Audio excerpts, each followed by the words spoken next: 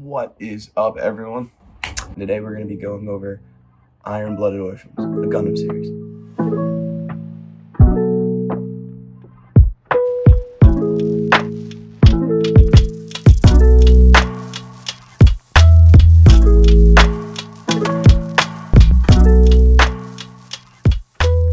Just to get it started, Iron-Blooded Orphans is a Gundam series anime in an alternate timeline involving, well, in the title, a bunch of orphans. They don't just do the orphan thing. Alright, they're not just these miserable kids, they're warriors, right? They're conscripted into this mercenary group called the CGS. The whole plot falls around this girl named Cordelia and this sociopath named Mikazuki August. You start off with a cutscene with Mikazuki and Orga, who is kind of like the leader of all of the children that are a part of this CGS organization. You find out that there's something called human debris in this world, where they take people from pirated ships, the streets, basically kids with no value to the rest of the world and to the upper class, and they sell them off as slaves or workers without registration, paperwork, or anything. They just become numbers. So these kids all get something called the Alea Vignana system attached to them, which is the system that allows mobile suit pilots to operate Gundams. Gundam Frames and mobile suits are just Elon Musk meets Japan on steroids. It's pretty sweet.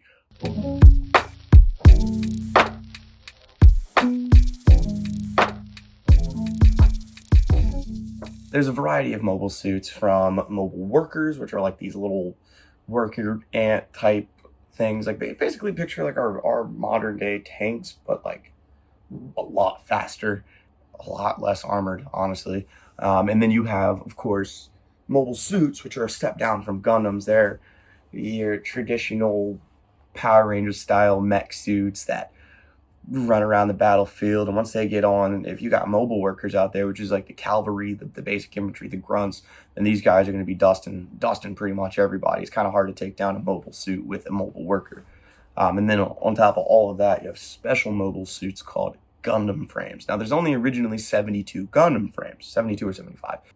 Somehow, which is not explained in this anime, when I first watched it, I was like, this is my favorite anime of all time. But the more I've gone into analyzing it, the more I've looked into it more in depth, I just realized it only appeals to me because I've always had that fantasy as a child of just whisking myself off into this world of just intense action and adventure, and these kids got to do it. But in reality, they didn't really have a choice. So basically, these kids, the only thing they're taught is war, so that's what they do. A woman named Cordelia, she shows up. She's a part of this like independence movement, but honestly, she's like the most whiny character in the entire show. She shows up in the first scene. And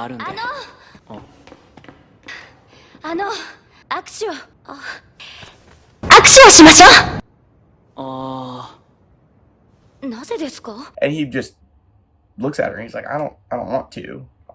And she thinks it's because he's like, she's rich, so I shouldn't be consorting with this type of person. But no, not at all. He looks down at his hand and he's like, there's more motor oil all over me. Get the heck out of here. And she's just like, oh. And there's a couple of times she gets slammed, which I really, really enjoy those moments. That's why Mikazuki, even though he's a textbook sociopath, and we'll get into that in a minute, is my all-time favorite Gundam character, because this dude, every chance he had for like the first 6 episodes, was just like, this is really important. Aren't you interested? Not really. Orga will make sure everything's all right. And to be honest, I still have no idea why you're even going to Earth in the first place. Maybe Mikazuki has them too. Strong emotions that he keeps inside, unconsciously.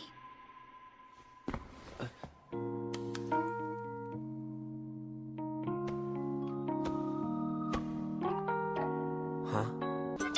eat that, okay?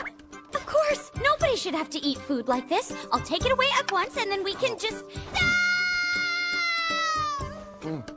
I think these big pieces are better. So she's trying to get to Earth, and she's going to find a way for Mars to be on equal ground and gain independence with half-metal mineral mining, and they never really explain or expand what that is. You just know that it's going to be a good thing, and it's going to stop orphans somehow from being conscripted in the militaries. That's actually the reason why, which is the most pretentious thing in the world, in my opinion. If you're like, I know what I can do to help these kids stay out of war. I should make every single one of them die on the battlefield to get me to Earth.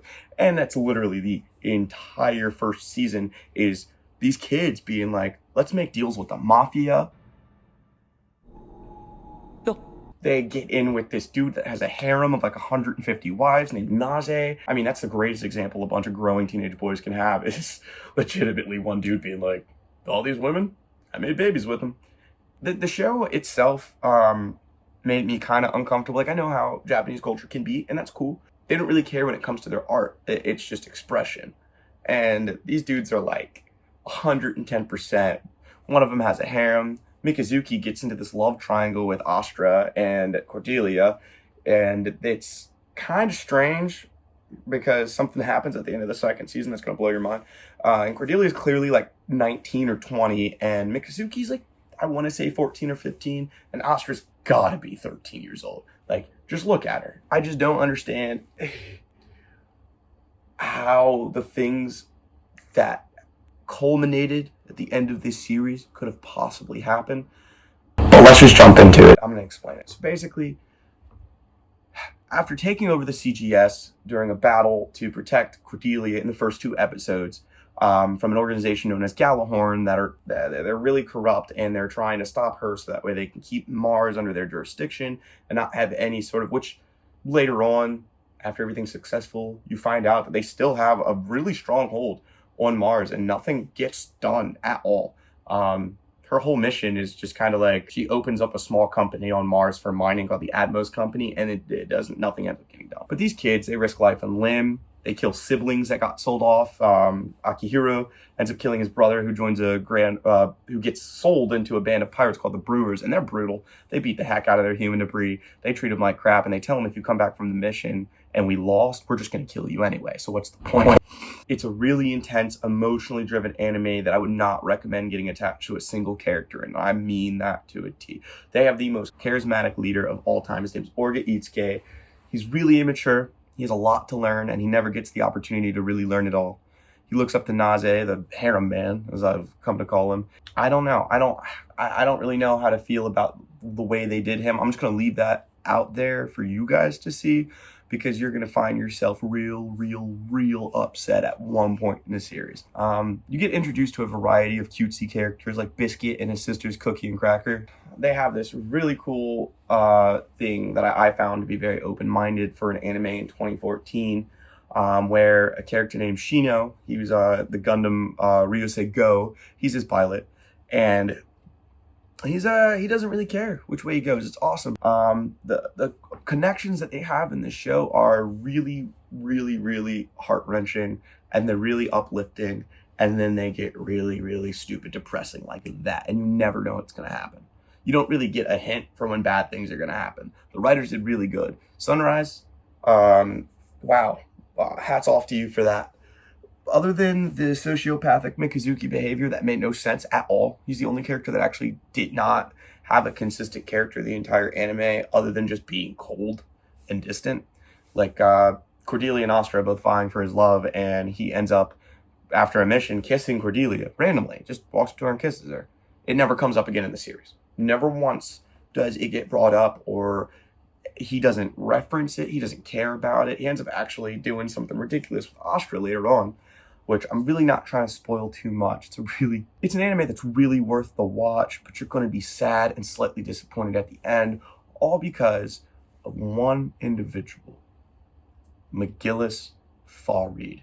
And this man is a smooth-talking, extremely noble, absolute rat from the streets, all right? His entire plan is to rebuild and reform Gallahorn from the inside. So he starts off as this person who's like, yeah, I could catch and kill Cordelia, whatever, that'll make me look good, you know? And then out of nowhere, his entire view changes, and it turns out that he's just been this person trying to manipulate his way to the top of Gallahorn so he can eventually figure out a way to connect the Alea Vignana, because it doesn't connect to adults.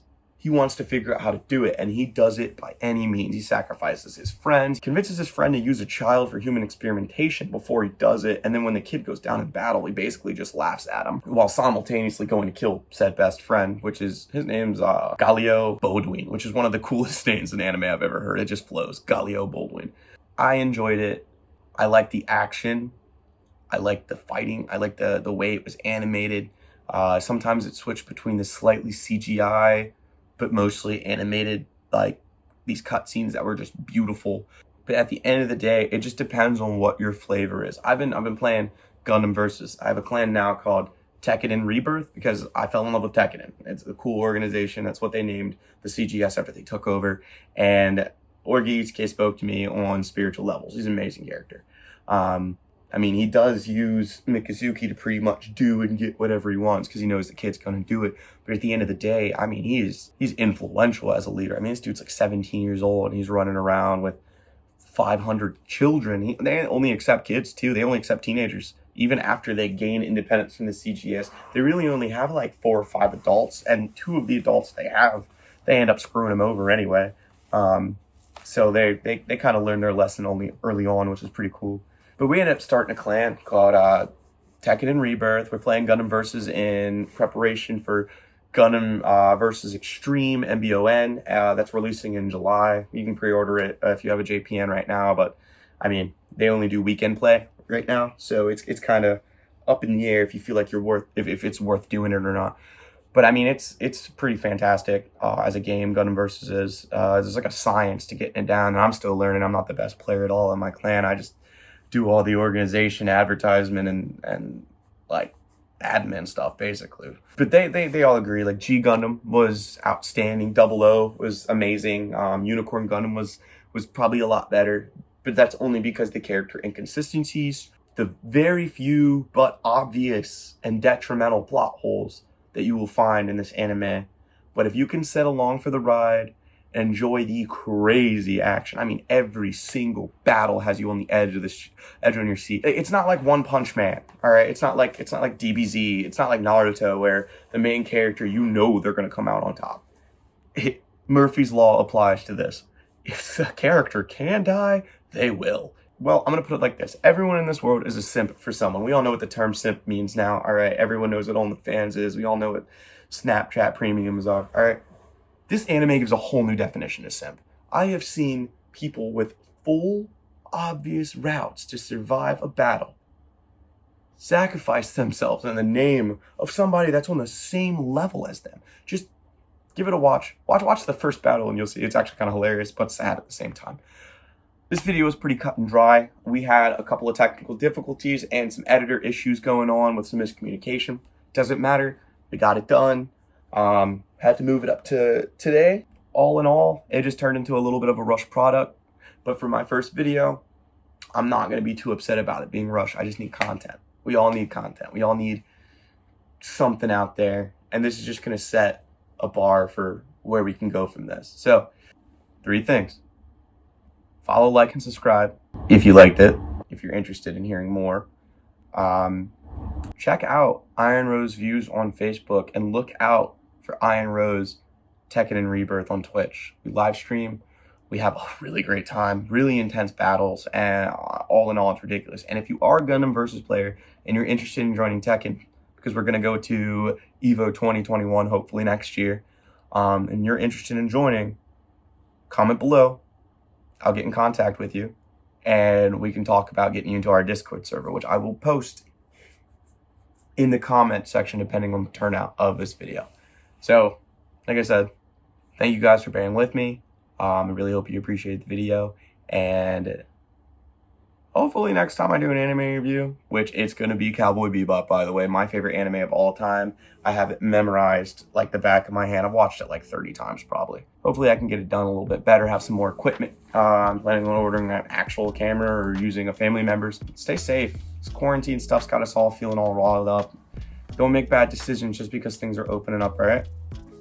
Get to work, make your money if you can, and just stay safe. Thank you.